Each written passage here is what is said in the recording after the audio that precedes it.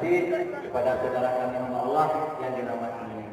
Dan mohon maaf kalau ada kekeliruan dari panitia, kami ucapkan sekali lagi mohon maaf. Dan kami akhiri wabillahi taufiq wal hidayah. Wassalamualaikum warahmatullahi wabarakatuh. Terima kasih.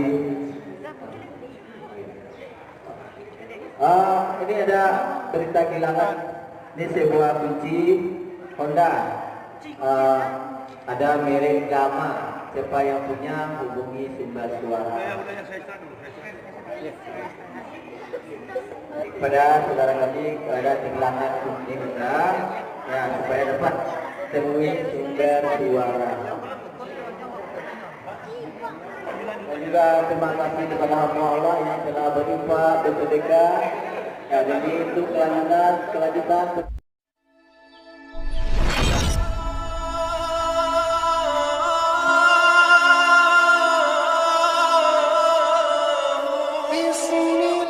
Ada kan yang bicara, ibu bapak sebelum saya kesini kan banyak di media sosial memberitahukan Ustadz Yahya kena COVID, mohon doa goib. Siapa yang tiup-tiup begini?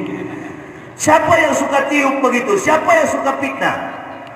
Kafir dan munafik. Ada juga satu yang lebih bahaya, komunis. Mengaku beragama Islam, latar belakangnya jiwanya jiwa itu yang menghancurkan.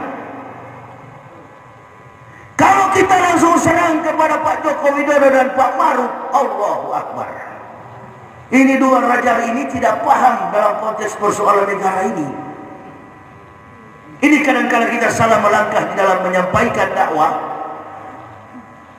Orang-orang yang di seputar lingkaran kekuasaan. Saya masuk Islam ini bukan karena petunjuk dari jamaah, bukan umat Islam yang memberitahukan kepada kami Islam ini benar, bukan. Laqad anzalna ayatin mubayyinatin wallahu yahdi may yasha'u ila siratin mustaqim.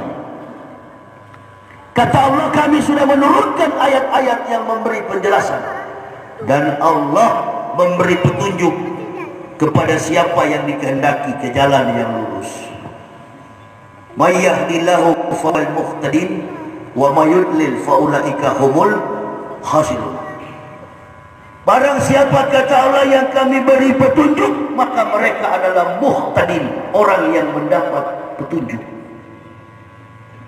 Lebih berharga daripada dunia dan segala isinya. Begitu mendapat petunjuk, kami syukuri nikmat pemberian Allah dengan apa? Qudwatun fisabilillahi aw rahatun khairun minad dunya wa ma fiha. Berangkat pagi atau sore, berjuang di jalan Allah lebih mulia daripada dunia dan segala isinya. Allahu Akbar. Keliling Indonesia menegakkan kebenaran Islam, kendati difitnah, dihina habis-habisan.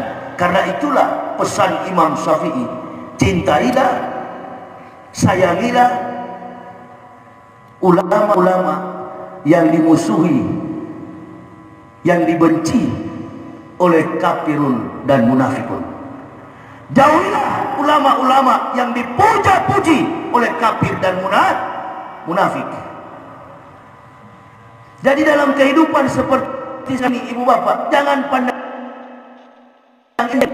kita akan dibawa kepada konsep komunis. Sudah terlihat dengan jelas. Saya baru baca literatur tahun lalu sampai bulan lalu, bahkan beberapa bulan ke belakang, ada warga di Austria, bukan Australia, Austria, tetangganya Jerman. 500.000 orang di Austria mengucapkan La ilaha illallah Muhammad Rasulullah. Presidennya Alexander van der Bellen. Alexander van der Bellen sudah menetapkan bahwa semua wanita yang ada di Austria menggunakan hijab jilbab. Innalillahi, Indonesia ini menterinya tampang-tampang Arab, muka-muka Arab, wajah-wajah Arab, kelakuan-kelakuan iblis. Inna lillahi wa inna ilaihi raji'un. Tampang Arab, kelakuan iblis. Saya pertama kali, Bu, begitu masuk Islam, istri saya belajar pakai jilbab. Setiap kali dia pulang dari pasar selalu dia menangis. Kenapa kau menangis? Saya lewat di kumpulan orang-orang Kristen itu dan ibu-ibu Kristen berteriak, orang-orang kafir berteriak, awas, ada malaikat mau terbang. Memang untuk menuju pada sebuah kebaikan, menuju pada petunjuk rahmatul hidayah tidaklah mudah. Dan bangsa ini sudah dimerdekakan dengan kalimat la ilaha Allahu Akbar, atas berkat rahmat Allah yang Maha Kuasa, dan dengan didorongkan oleh keinginan luhur supaya berkehidupan kebangsaan yang bebas, maka rakyat Indonesia menyatakan dengan ini kemerdekaan. Siapa andil paling besar bagi negara ini? Para ulama. Ulamanya kebanyakan dari mana? Sumatera Barat, Minangkabau. 80% tokoh-tokoh bangsa, para pahlawan nasional negara Kesatuan Republik Indonesia berdarah Minangkabau. Salah satunya pahlawan tersebut ada di tempat kami di Manado. Tuanku Imam Bonjol. Di tempat saya kuburan beliau dibuang oleh Belanda ke sana. Mengerikan sekali keadaan sekarang ini. Saya begitu masuk Islam, saya ajarkan anak istri saya, kalian dengar bahwa kita bukan lagi beragama Kristen, kita sudah beragama Islam. Segala sesuatu yang kita dapatkan dalam hidup ini cuma karena ridha Allah. Tidak ada lagi kemampuan pikiran tenaga kita. Apapun yang kita kerjakan, jika Allah tidak berkehendak, maka tidak ada arti apa-apa. Hanya satu yang saya pesankan kepada anak istri saya. Yang pertama, jangan pernah tinggalkan sholat 5 waktu. Afdolul a'malu as-sholatu khamsu. Amal yang paling utama adalah sholat 5 waktu. Suasana saat ini adalah suasana Isra Mi'raj. Kemarin tanggal merah, tanggal 11 kemarin tanggal merah. Tanggal merah karena kenapa? Memperingati Isra wal Mi'raj. 3 tokoh sentral yang menjadi pembicaraan dalam Isra wal Mi'raj. Yang pertama adalah Abu Jahal, yang kedua adalah Abu Bakar, dan tokoh sentral yang paling penting dalam Isra wal Mi'raj Nabi kita Muhammad sallallahu alaihi wasallam. Abu Jahal datang di pagi-pagi buta dan bertanya kepada Rasulullah, Muhammad, apa betul tadi malam ente dari Palestina mi'ilal Masjidil Aqsa? Kata Nabi Muhammad, betul Abu Jahal. Mana mungkin Muhammad, dongeng cerita bohong apa yang engkau buat? Nenek moyang kami menempuh perjalanan dari Mekah menuju ke Palestina memakan waktu 40 hari 40 malam. Bagaimana mungkin ente tadi malam dari sana minnal laila, hanya dalam separuh malam sudah tiba di sini? Kata Rasulullah, benar, saya di rumah Ummu Hani ba'da Isa dijemput oleh malaikat Jibril dengan menunggangi buraq, kecepatannya secepat kilat. Allahu Akbar. Jadi kamu betul-betul ini Muhammad dari Mekah menuju ke Palestina? Betul. Wallahi, kebetulan ada Abu Bakar di situ. Abu Jahal katakan begini, apa kamu percaya sahabatmu Muhammad Abu Bakar? Abu Bakar berkata, Abu Bakar menjawab, jangankan yang begini, lebih spektakuler, lebih dahsyat, lebih ajaib. Saya percaya pada hari itulah Abu Bakar diberi gelar As-Siddiq, jujur. Kalau mau berteman dengan Nabi Muhammad, jujur. Kalau mau berteman dengan Islam, jujur. Di pejabat-pejabat kita, innalillahi, demi jabatan, bahkan ada beberapa kiai, Allahu Akbar, sudah menduduki jabatan duniawi. Mengerikan sekali situasinya. Kami tidak percaya Muhammad. Kalau betul, coba angkat kakimu sebelah kanan. Rasulullah angkat. Sebelah kiri, kata Rasulullah. Kalau dua-dua saya angkat, saya jatuh. Setiap teori dalam kitabullah Al-Quranul Karim menyimpan fakta-fakta sains.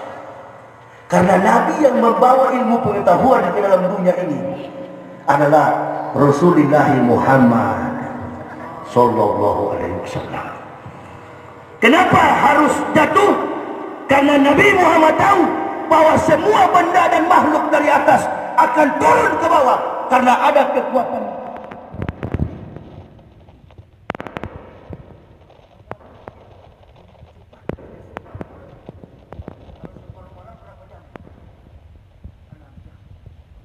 Enam jam. Rasulullah berkata secepat kilat. Tapi sebelum dimirajkan, memang Rasulullah suruh pilih minum yang mana? Minum yang susu. Kalau engkau memilih arak, umatmu jadi pemabuk. Rasulullah katakan secepat kilat. Kitab suci mana di dunia ini, dari semua agama di dunia, yang mampu mengungkap fakta-fakta sains dan teknologi? Cuma Al-Quran. Dalam sebuah teori Einstein, seorang pemikir Yahudi yang lobus parietal, otak, lapisan otak besarnya 50 kali lebih besar dari orang laki-laki dewasa pada umumnya, namanya Albert Einstein. Dalam keilmuan teori yang dia temukan, ilmu spasial, jarak tentang ruang satu dengan ruang yang lain, yang disebut dengan relativisasi Einstein, beliau berkata kecepatan cahaya itu 300.000 km per detik. Nabi Muhammad berkata, saya dibawa secepat kilat. Kecepatan kilat 150.000 km per detik. Orang Padang terbang, orang Sumbar, orang Minangkabau terbang ke Jakarta 1 jam sekian menit pesawat. Jarak Makkah ke Palestina 2.500 km. 2.500 km adalah jarak Jakarta ke Medan. Dalam jarak tempuh penerbangan 800 sampai 900 km per jam. Kecepatan pesawat dalam tatanan ukuran knot, karena kecepatan pesawat itu disebut dengan knot, maka dia akan sampai dengan waktu 2 jam. 2.500 km 2 jam lebih. Rasulullah hanya 6 jam. Itu pun bukan dalam perhitungan jam, tapi perhitungan detik. Mari kita hitung. Siapa bilang Isra Miraj? Siapa bilang kandungan teori sains dalam Al-Quran tidak bisa dilogikakan? Bagi yang pemalas membaca, iya. Kalau berhitung secara detik, berarti 60 menit sama dengan 1 jam. 1 menit 60 detik. 60 dikali 60, 3.600. 3.600 dikali 150.000 km per detik. Berapa jumlahnya? Dikali 2 karena pulang pergi. Jarak tempuh Rasulullah 1.080.000.000 kilometer per detik. Kecepatannya. Hanya karena menerima perintah yang sangat berat. Dan ini susah diterima oleh orang kafir, oleh ateis, oleh komunis. Inilah sekarang. Mana mungkin. Enggak betul. Nabi Musa membelah laut hanya dengan sebatang tongkat kayu ranting kecil. Nabi Isa membangunkan orang yang sudah mati. Orang-orang Yahudi, orang-orang kafir, la tazidana asadana syi'ada wa talillazina amanul yakhudha waladina asfatu. Mereka dan orang-orang musyrik tidak menerima mereka katakan ini semua sihir yang nyata. Inilah Islam di Indonesia saat ini. Satu persatu semua ulama disimpan, disikat. Saya sudah bilang, video saya sudah beredar. Ustadz-ustadz yang lain, insya Allah kalau ditangkap pasrah. Ada yang pasrah, insya Allah, insya Allah. Ada ustadz-ustadz yang ditangkap pasrah. Ada ustadz Buya, ada Habib yang ditangkap pasrah karena sayang kepada umat. Insya Allah ada ustadz yang ditangkap, dipaksakan untuk ditangkap, baku hantam, baku mati sampai mati di tempat. Insya Allah, Allahu Akbar. Ada nanti, coba-coba saja. Selagi kami benar, selagi kami lurus, perjuangan kami tidak bertentangan dengan hukum negara, apalagi hukum-hukum Allah. Jangan coba-coba, jangan coba-coba. Kami tidak pernah mengandalkan makhluk. Ini pekerjaan mulia. Ngapain saya sampai 15 tahun, hampir 15 tahun berdakwah? 11 Oktober 2006, 18 Ramadan 1442 Hijriah, saya, istri, anak-anak mengucapkan 2 kalimat syahadat. Sampai hari ini kami tidak pernah berhenti menegakkan Islam. Di tengah fitnah, di tengah hinaan, di tengah ancaman, tidak ada selangkah pun kami menyerah. Sekalipun layar terkembang, pantang surut. Allahu Akbar. Lebih baik mati berkalang tanah daripada hidup bercermin bangkai. Kemana-mana orang bilang munafik padahal pakai sorban. Kemana-mana orang bilang munafik padahal ulama. Jadi mengenakan jubah ulama, memakai jubah ulama, cuma mulut. Ada yang mengucapkan di televisi, di media sosial, tidak gampang jadi ulama. Syaratnya A, B, C, D, E, F. Syarat ulama cuma satu. Apa? Jujur. As-Siddiq ditanya, Abu Bakar ditanya, kau percaya Abu Bakar? Lebih daripada ini, lebih spektakuler, lebih dahsyat, aku percaya. Itu ulama. Kalau ulama jilat sana jilat sini, bukan ulama, ulami, mami. Allahu Akbar. Ulama itu orang yang menyampaikan ilmi ulama, menertibkan dunia ilmu para ulama, ilmi ulama. Mengapa? Kalau ilmu tidak sampai kepada umat, kata Nabi, lahalaka jahilun, celakalah orang-orang bodoh. Persoalan ini kan tidak boleh kita sikapi dengan ini. Lalu semua kita diam, tiarap, seolah orang takut dengan keadaan. Apanya yang ditakuti?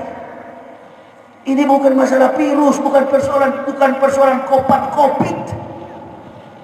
Virus yang paling bahaya itu adalah cinta dunia, takut mati. Hubud dunia, rasukuli hotiat. Cinta kepada dunia, akar dari semua kejahatan. Nggak peduli mau satu agama, sama-sama Muslim, sikat, aniaya, tangkap, penjara, bunuh. Di dunia engkau lolos, akhirat tidak akan lolos. Bayangkan ini hukum di Indonesia, sudah meninggal, sudah dianiaya, sudah dibunuh 6 pemuda FPI, jadi tersangka. Allah Akbar. Orang bilang-bilang begini, Ustaz Yahya, hati-hati Ustaz, banyak yang ancam. Coba, umpamanya ada di sini nanti munafik, coba aja, coba. Gak pernah saya pakai pengawal, saya anti disopiri, dan saya sudah 15 tahun. Dimanapun saya ceramah, selalu saya bilang di masjid, ada munafik di sini, tunggu habis ceramah, tabaku hantam di luar sana. Loh, Umar bin Khattab kan begitu. Saya tidak mengambil perannya Abu Bakar, saya tidak mengambil perannya Ali, saya tidak pernah mengambil perannya Utsman. Saya mengambil peran yang sama, latar belakang yang sama, background kehidupan yang sama. Mantan kafir Umar bin Khattab. Allahu Akbar. Itu yang mendidih dalam jiwa saya. Kemana-mana itu yang saya bawa. Umar bin Khattab.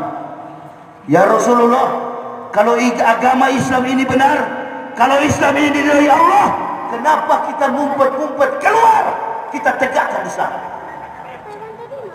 Saya ditelepon oleh kakanda saya, Tengku Zulkarnain. Dinda, iya kanda. Coba dalam keadaan sekarang ini, tahan-tahan sedikit, jangan terlalu frontal. Masya Allah, saya bilang, kenapa kanda ngomong? Kalau kanda ngomong, saya tetap dengar, tapi jangan harap saya mau berhenti kanda. Mohon maaf kanda, saya tidak akan berhenti. Diharap dulu sekarang Dinda, kita calling down. Nggak ada istilah calling down. Saya punya buku diberikan oleh seorang sahabat, judulnya cuma satu kata, Umar. Karangan Dr. Haikal dari Mesir. Kata Nabi SAW, andaikan ada Nabi sesudah aku, maka Umarlah orangnya. Ibu bapak, dengan logika sederhana sajalah. Bagaimana sih saya dari kehidupan kafir di sana dan kemudian masuk Islam? Setelah masuk Islam, jarak tempuh perjalanan dakwah kami ini ribuan kilometer. Saya yang bawa beserta istri anak. Alhamdulillah, saya hampir 15 tahun nggak pernah ada penyakit. Alhamdulillahirabbil. Tadi malam saya jam 3 usai acara, jam 3 subuh dari Pekanbaru, tiba di sini jam 12 lewat. Hanya tidur setengah jam. Nanti sampai besok ceramah. Ini sudah saya lakukan 15 tahun. An umri fima afnahu. Umur dengan apa kau habiskan? Saya menghabiskan usia hidup ini sudah bernasar di hadapan Allah. Tidak ada waktu dan ruang bagi saya ya Allah kecuali menegakkan agamamu. Dimanapun saya pergi akan saya tegakkan agamamu. Makanya tadi waktu saya tiba, ibu bapak, Islam dalam hadis mengatakan begini, Al-Islamu ya'lu wa la yu'la alaihi. Saya mau kasih tahu mental orang Indonesia, termasuk orang Minang pun sudah terkontaminasi dengan mental munafik. Bagaimana Nabi mengajarkan seorang tamu? Begini ya, coba tadi kalau anggota ketua DPR yang datang, coba tadi kalau menteri yang datang, Allahu Akbar, pasti sudah disiapkan tempat terbaik. Tapi kalau ustadz yang datang, bukan saya minta dilayani, saya hanya menuntut bagaimana Nabi ajarkan kita semua. Masa saya baru masuk Islam aja tahu? Jadi kalau menghantam kebenaran itu, pedang bermata dua. Coba tidak tajam ke bawah, ke atas pun tajam. Supaya kita jadi pelajaran pulang dari tempat ini. Oh, kenapa persoalan ini terjadi? Mengapa Islam ditindas begini keras? Apa kesalahan pemerintah? Apa kesalahan DPR? Apa kesalahan Jokowi dan Maruf? Bukan, bukan.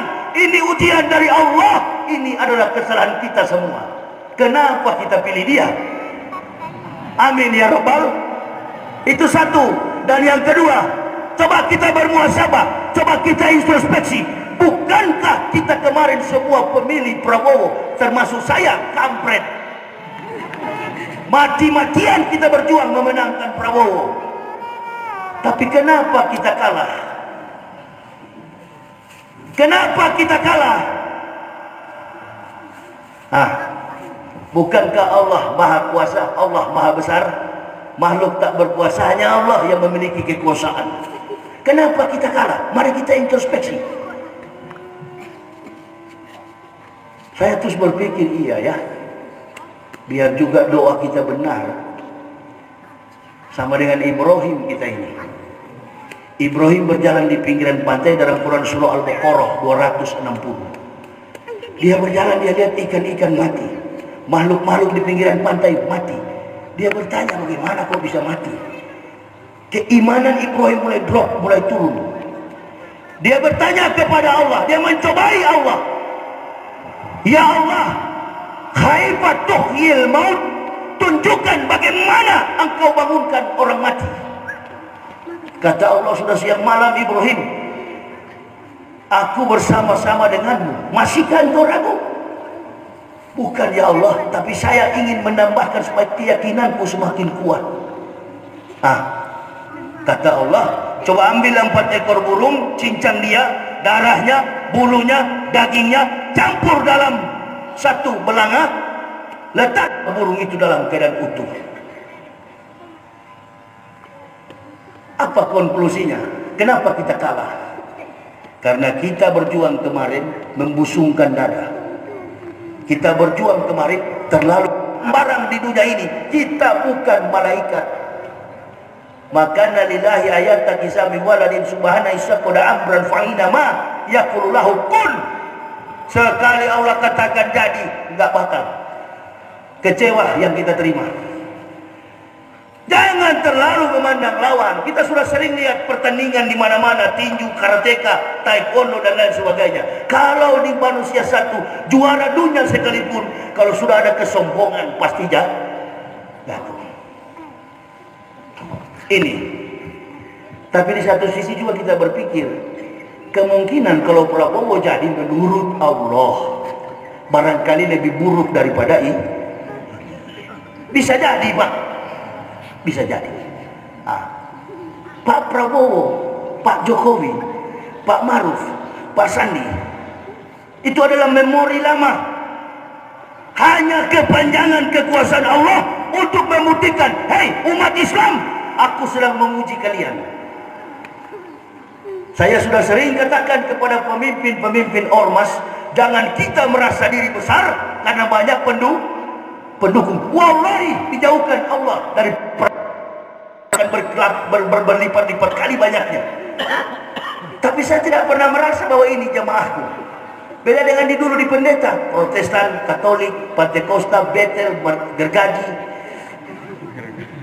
Kalau di pendeta kan punya jemaat masing-masing, Pak.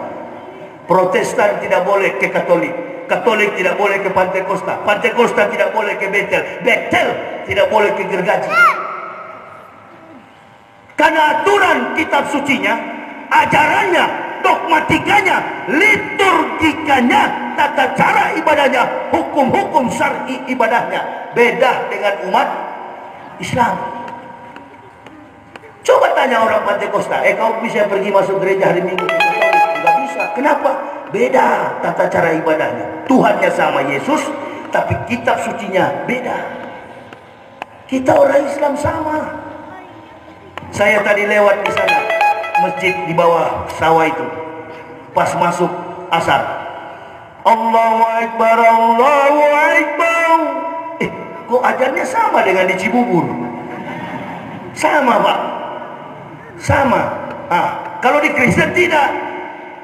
Begitu lonceng gereja bunyi, teng, teng, teng, loncengnya pun beda. Pantekosta, Katolik beda. Jadi dia orang Protestan kalau lewat di Katolik, oh ini bukan punya saya. Tapi saya begitu ajan berkumandang, Allahu Akbar, Allahu Akbar. Katanya siapa imamnya, siapa pendetanya, khotbahnya bagaimana? Tidak, kawan. Imamnya belakangi kita, begitu di mana-mana. Dan tidak ada all the praises go to Allah, thanks for Allah. Tidak ada begitu, pakai bahasa Inggris. Orang bule pun Allahu Akbar, the great of Allah. Kebesaran bagi Allah. Nggak ada orang bule pun ucapkan Allahu Akbar dari ujung ke ujung dunia. Sama garis ketetapan ajarannya. Alhamdulillah hilladzi arsala rasulillah rahmatan lil, mempersatukan seluruh suku, kaum, bangsa dan bahasa Islam. Nggak susah orang Islam biar keliling dunia, nggak susah. Cari aja masjid, pasti sama itu. Apalagi yang kau ragukan kafir. Masuk Islam, jangan melawan sama kami. Kami menyampaikan kebenaran, kau dengar silakan, tidak kau dengar tetap kami sampaikan. Tetap kami sampaikan. Alhamdulillah, sudah ribuan di mana-mana kami mengislamkan orang. Sudah ribuan. Muslim jadi kokoh.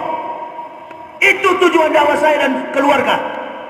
Muslim bertambah kokoh, kafir masuk Islam. Tapi jangan semua kafir masuk, semua nanti sampai yang di neraka, kan begitu. Ini yang mereka jengkel sama saya. Orang ngajar Yahya itu kapan dia mati? Oh macam-macam, Bu.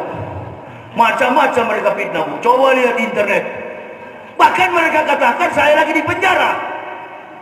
Allahu Akbar. Yahya Waloni didampingi oleh petugas Brimob gabungan, katanya gabungan yang tangkap. Allahu Akbar. Coba kawan, coba. Singa, antum kalau tidak bisa jadi singa Allah, setidaknya jangan menjadi anjing Fir'aun. Saya kata beranjing saja nih ke apa itu Provinsi Riau, di perbatasan Jambi Riau, semua jadi berkomentar. Innalillahi, 6 laskar meninggal, 6 pemuda FPI meninggal, dan ada yang komentar munafik. Saya pancing, padahal anjing itu bukan saya tabrak, dia menyeberang.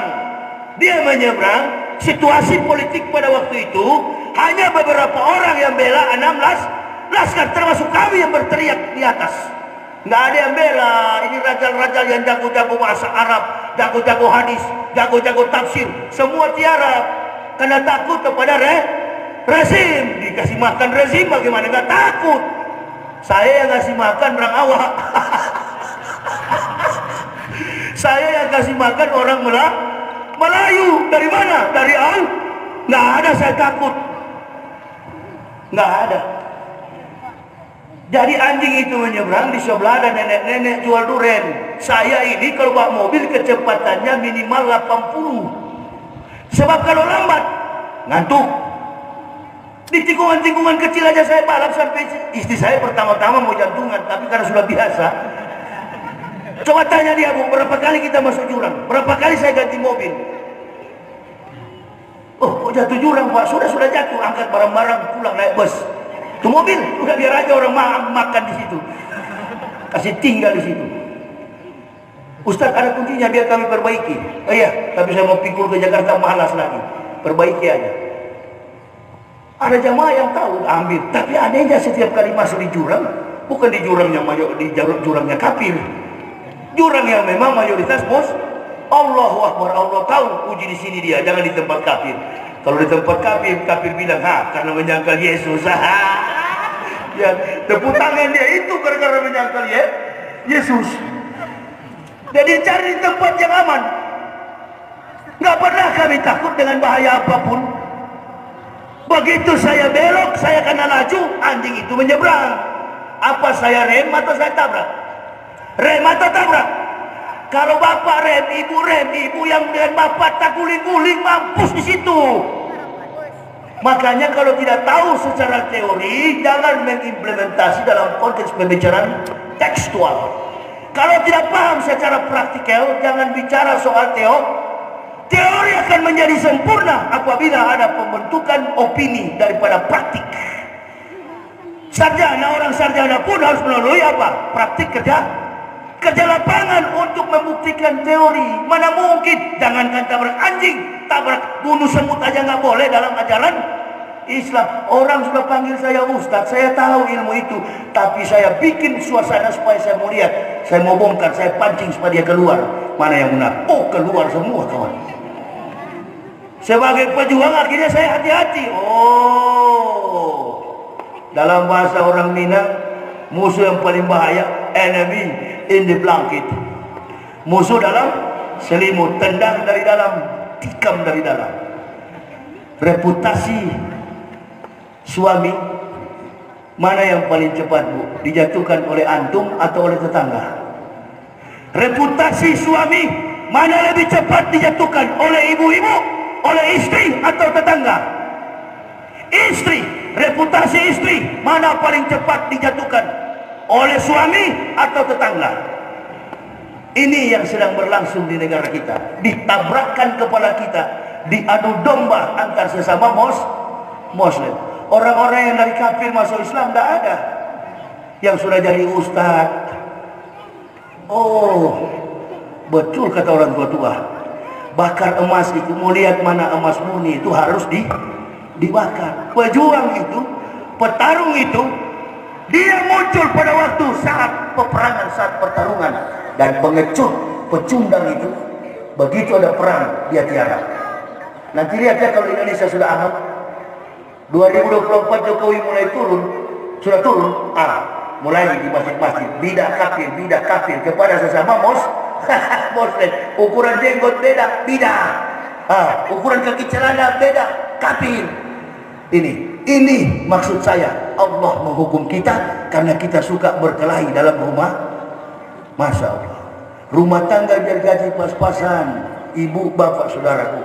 Yang penting jangan ada keributan. Bangsa ini sudah tidak ada berkah sama sekali. Kalau sudah begini, tunggu saja sampai 2024 Jokowi turun, tetap diwarnai dengan pertengkaran. Coba lihat ya, ini habis kasus 16 kan, kasus pencurian partai. Semua partai dipecah-pecah. Demokrat partai yang santun, wibawa. Ibu bapak saya bukan orang Demokrat. Saya ini bukan pejabat politik. Saya hanya ustadz biasa, ustadz yang berdakwah ke kampung-kampung. Tapi saya tahu persis karakter, kepribadian, intelijensi, dan kemampuan pemimpin kita yang dulu.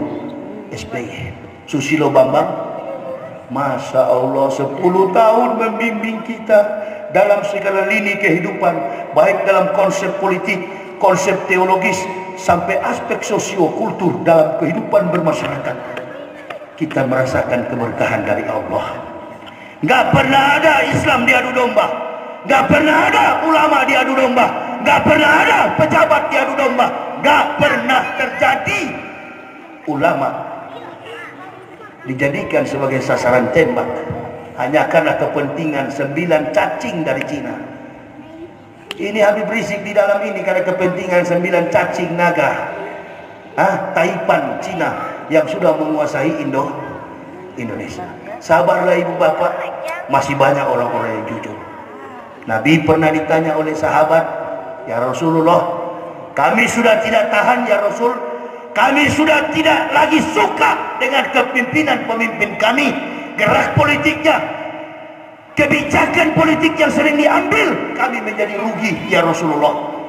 Rasul bertanya, pemimpin kalian muslim atau kafir? Muslim ya Rasul. Dia menjalankan sholat? Ya, dia masih sholat. Kata Rasulullah, jangan ganggu.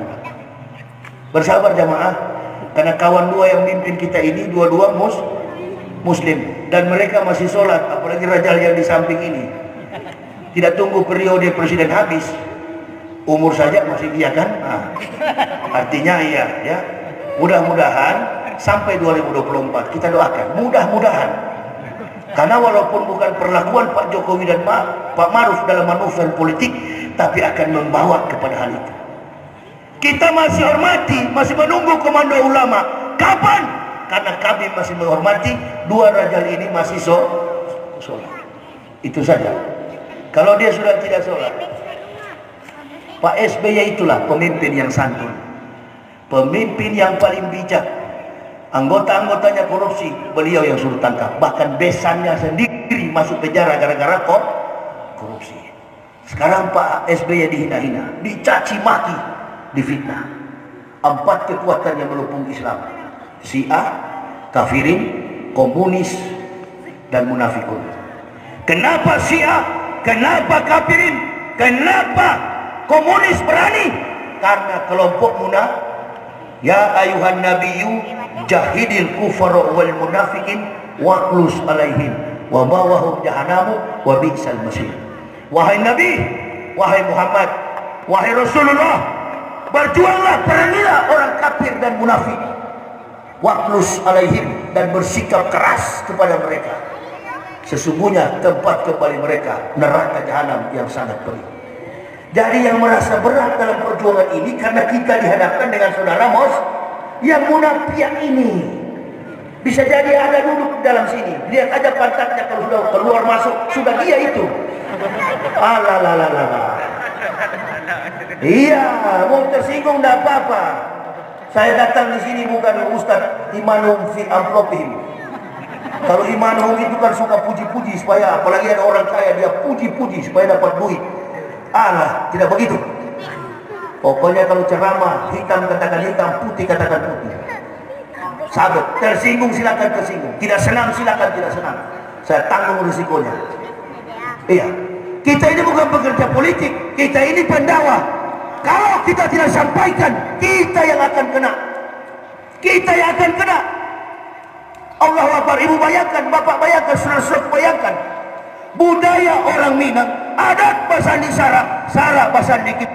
Dulu mereka baca literatur dunia.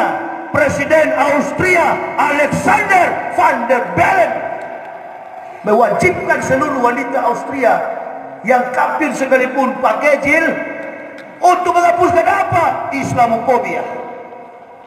Ini strategi yang bagus secara estetika. Allahu Akbar, lihatlah begini. Biar nenek-nenek seperti adik yang di depan ini. Masya Allah, nenek-nenek. Itulah. Coba, karena sudah pakai jilbab, manis kelihatan, beautiful.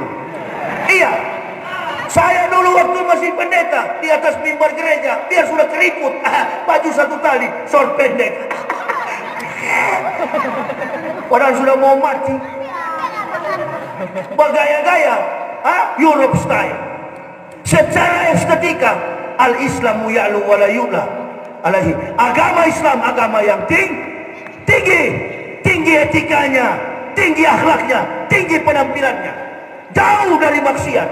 Pakai cadar, itu disuruh pakai cadar, malah dibilang cadar itu calon teroris. Allah hukum sekarang, biar laki-laki pakai cadar.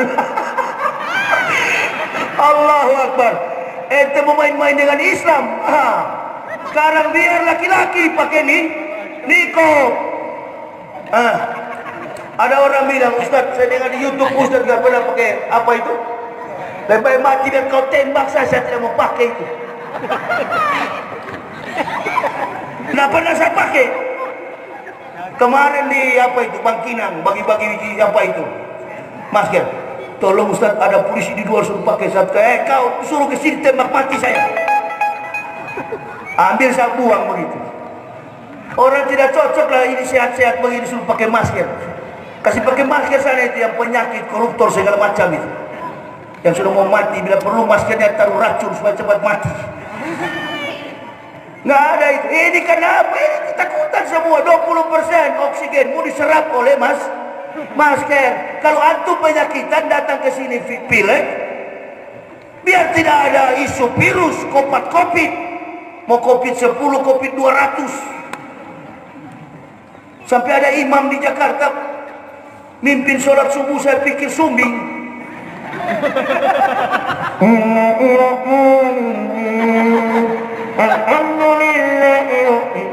Saya di saf pertama begini, tinggal pikir, ini imam ini sumbing atau apa ini? Begitu dia salam 2 rakaat, Allahu Akbar, masker, pakai masker. Salah satu syarat sholat batal bacaan tidak tepat makhrusnya. Salah satu itu, imam tidak disukai oleh 3-4 orang makmum, tidak sah, termasuk bacaan salah. Kok kenapa sumbing jadi imam dalam hati saya?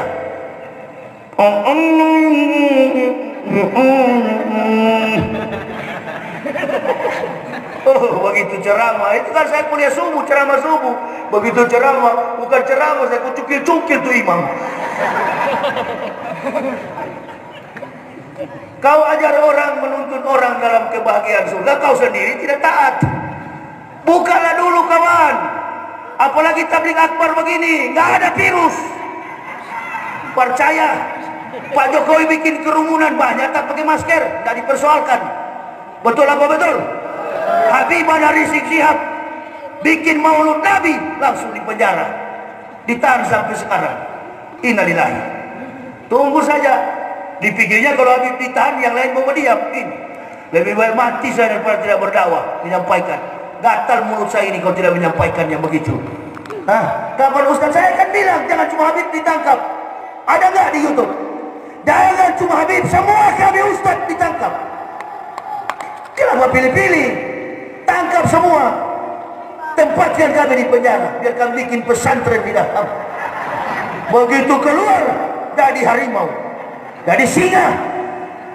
Apakah dikurung kami akan berubah jadi meong? Allahu Akbar. Justru keluar tanpa jadi singa. Begini masuk ke penjara belum ada bulunya singa itu. Begitu di penjara tambah banyak bulunya. Makin buas. Telanku makan kalian. Tunggu sajalah, sesuatu ada masanya. Ikhtadim khamsan qabla khamsin. Ingat, gunakan 5 sebelum 5. Sawabaka qabla harobik. Muda sebelum tua. Suklika qabla farogik. Keleluasanmu sebelum kesempitan. Ingat baik-baik, nanti turun Pak Jokowi Maruf. Ini munafik-munafik mau tinggal kemana kalian? Terutama yang saya ajak berkelahi sampai sekarang dia tidak jawab itu. Jangan banyak mulut kau, ditantang Ustaz Yahya Waloni kata netizen. Dia suruh, itu tinggal di mana Pak kira-kira? Masih berani nggak tinggal di Indonesia? Abu Jongos, Abu Sandal, Abu Sapatu. Ada juga perempuan iblis yang satu itu. Tiap hari si iblis ini hanya mencaci maki, menghina, memfitnah-fitnah para ustadz dan tokoh-tokoh nasional yang berpengaruh. Kerjaannya begitu. Naik turun kantor polisi, naik turun Bareskrim, lapor. UAS begini, lapor. Yahya begini, lapor. Habib begini, Tengku begini. Ini iblis perempuan. Ada nggak saudaranya di sini? Dijauhkan kita dari saudara seperti itu. Itulah keturunan cucu Abu Jahal. Cucu Abu Jahal ngaku Islam lagi. Innalillahi.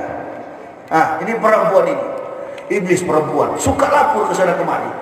Saya sarankan ibu bapak kalau ada di sini model begitu, itu komentar-komentar saya tidak suka.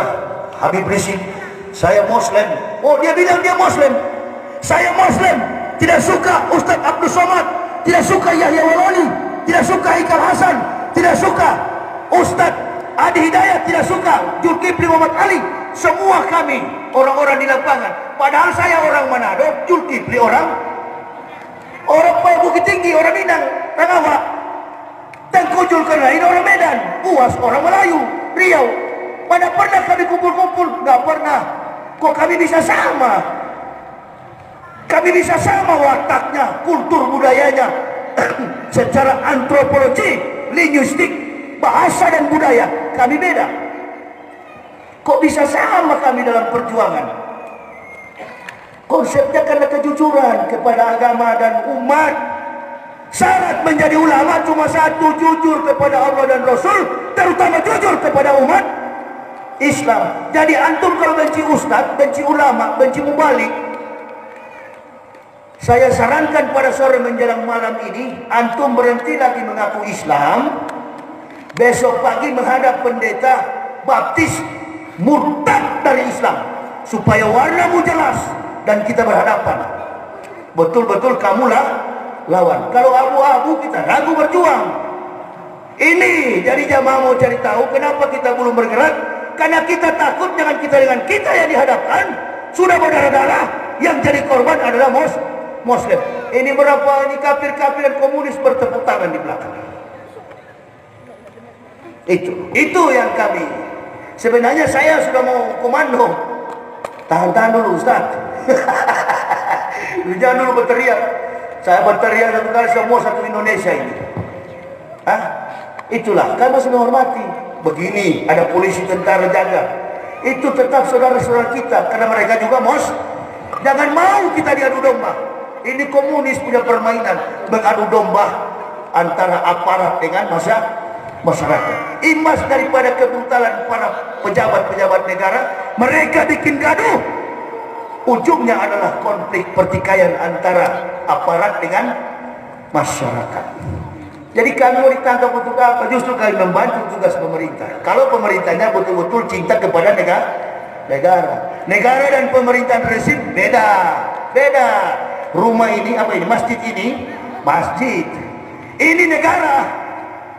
Pengurusnya adalah pemerintah. Kalau pengurusnya nyolong kotak amal, pecat, ganti pengurus baru. Itu apalagi persoalannya? 38,5 triliun. Orang Indonesia nggak bisa berangkat haji bukan karena COVID, bukan karena corona. 38,5 triliun belum bayar kepada Saudi Arabia, belum bayar ke Salman. Ada yang berangkat tahun ini. Antum punya duit sudah jadi tol. So iya, 38,5 triliun sudah jadi tol, sudah jadi jembatan dan lain sebagainya. Perinciannya ada itu. Ya mudah-mudahanlah dapat diganti kembali. Utang negara ada hampir 7.000 triliun. Ya, ini Ibu Bapak.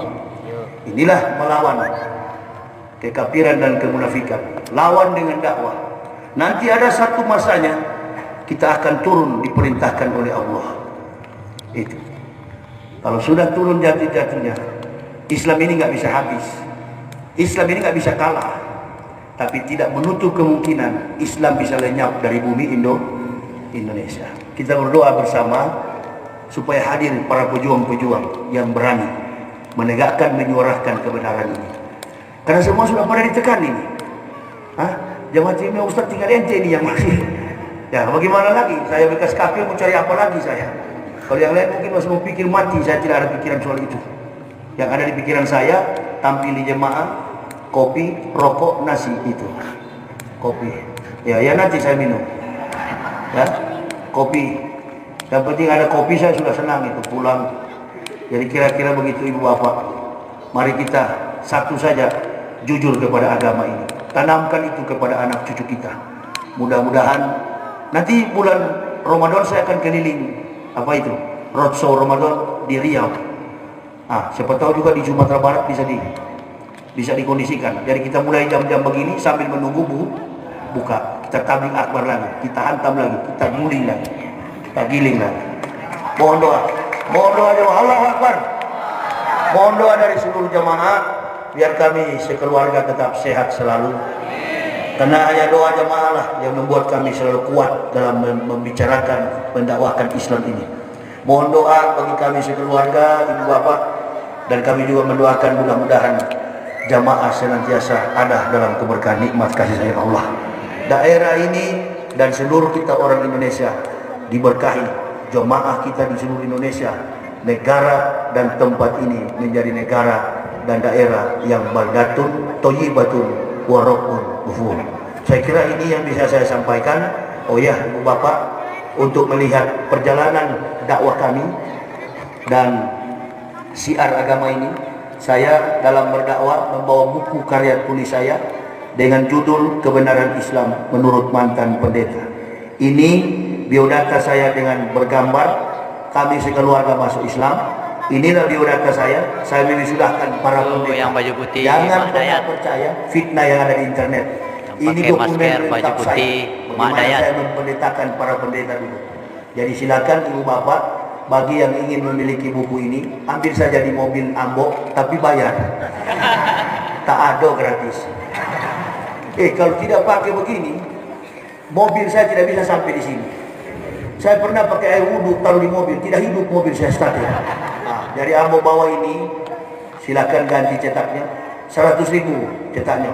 Ada di mobil saya, istri saya yang akan melayani. Ada 2 judul di mobil itu. Yang satu Kebenaran Islam Menurut Mantan Pendeta, dan yang kedua judulnya Munafik. Munafik ada di mobil sana. Silakan kalau mau baca tentang munafik ada di buku itu.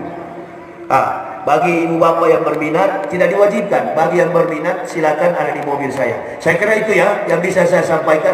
Mudah-mudahan nanti Bu ya.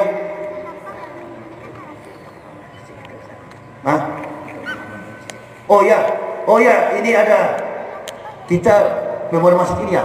Masya Allah, kenapa mau kasih tahu Bu ya? Ini ada, jangan pulang. Kita memberikan infak terbaik untuk pembangunan rumah Allah. Tadi nggak dikasih tahu. Kita jangan pulang, kita berikan infak terbaik untuk pembangunan